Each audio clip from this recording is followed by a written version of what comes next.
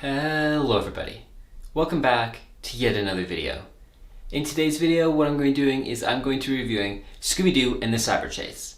First of all, I'd like to apologize for the fact that this video is 3 weeks late. I was super busy lately between working and making my short film and actually having a social life for once, so I apologize for that. Hopefully this won't happen again, but in order to make up for that, I am not alone for this review. So yeah, I'm going to be reviewing Scooby Doo and the Cyber Chase with my friend Dawson, who has a YouTube channel of his own entitled MrDVB. You guys can go check that out. I'll have it linked at the end of the video. But yeah, I'm going to get into a Zoom call here, and you guys are going to hear both of our thoughts on the film. So I hope you enjoy. Okay, so Dawson, it's good to have you here on the review. I know that you are a big fan of Scooby Doo, just like me, and so it's going to be very interesting to hear some of your thoughts on the Cyber Chase here. Do you have anything you'd like to start off with? Nah, just it's nice to be on the NTD channel. It's been... have I ever been on this channel before? I don't know. I don't remember. You were on for Tenant, I think.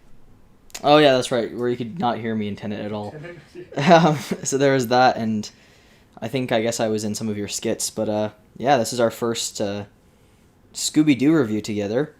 And it's a special one because you and I watched this film at my house a couple months ago. And yeah, Scooby Doo Cyber Chase. Right off the bat, I'll just say that this is better than the new Landon skit. That's for sure. And this is easily my favorite Scooby Doo film, animated wise. I love this movie. I think it is fantastic. It's super fun. And those are just my opening statements. Yeah, I agree with you that it's probably one of the best Scooby Doo films ever made. It's not my personal favorite. I think Zombie Island's going to take the cake there, but fair enough. Zombie Island is great too. Yeah, but in general, it's a really good film. Something that I think is which makes this film so great is definitely that third act, in my opinion. Oh yeah, no, the third act is great. I think every act is great, but yeah, the third act especially because you get the old gang. You get the old designs. cyber gang with the classic designs. You get some of the old monsters as well, and just that whole third act is a lot of fun to see different versions of the gang, and that's what makes this movie really memorable to me, I think. Yeah, this was probably the one that I watched the most when I was younger. I mean, I watched all of them, countless times, but this is probably my most watched one. And I agree. I think the third act of this is the best Scooby-Doo thing in existence for me, probably. Because this movie on its own, I think it has a very interesting villain, the Phantom Virus. I think he is a pretty good villain.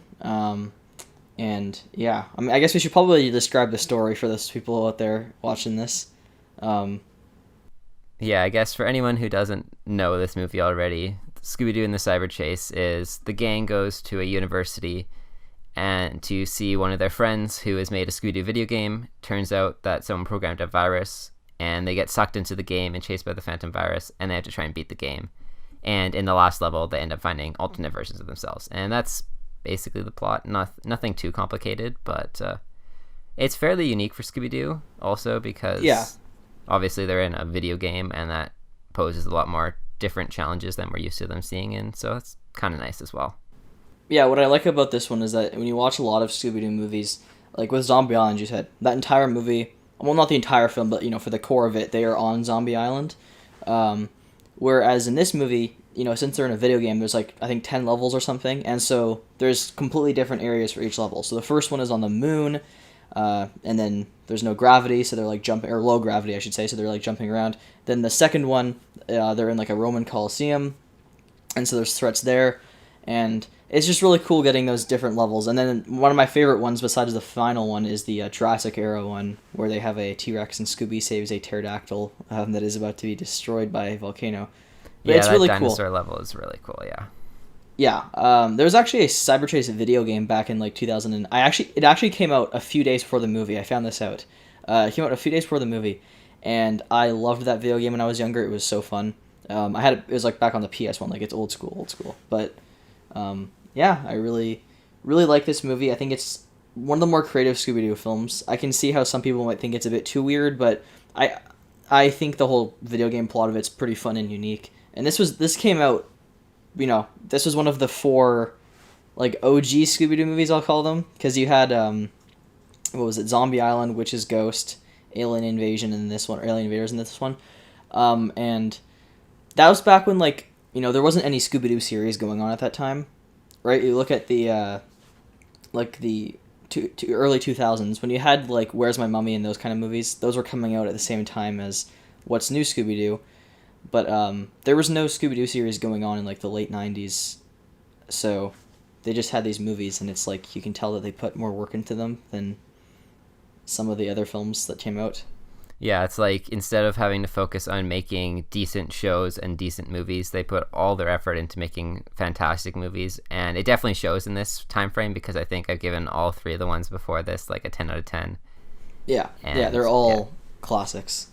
Yeah, so as far as any issues I have with the movie, I mean, I have pretty much none because it's a masterpiece almost.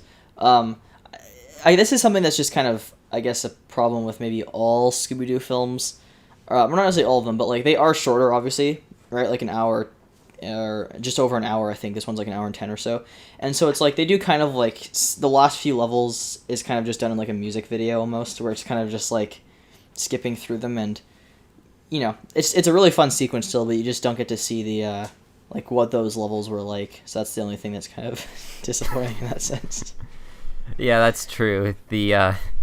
I would have liked to see more of the other levels, and even more of just that last level too. Like, yeah. I did like the montage of going through all those levels, but I would have liked to see maybe like 20-30 more minutes added onto this runtime, because it's just such a unique Scooby-Doo movie, and just in general, I think that Scooby-Doo movies are always so great, but they're just so short, and I'd like to see more of it. Yeah, they could have taken like the runtime of Scoob, and if they just didn't even make Scoob a movie, they just took that movie and they just injected its runtime into this and given us a 3-hour Scooby-Doo animated film, then... Yeah, 3-hour Cyber Chase, I'd be down for it. I'd be down for it. I'd watch that so many more times than Scoob, and... Yeah, but no, I think overall Cyber Chase, it's great. I mean, like you said, the best part of it is easily the final act when they're in that final level, because they get to meet up with the other versions of their characters, and then you get, like I said, classic villains returning, so we get to see... And it's not just classic villains from like one specific series, and not just from Where Are You, Scooby-Doo Where Are You.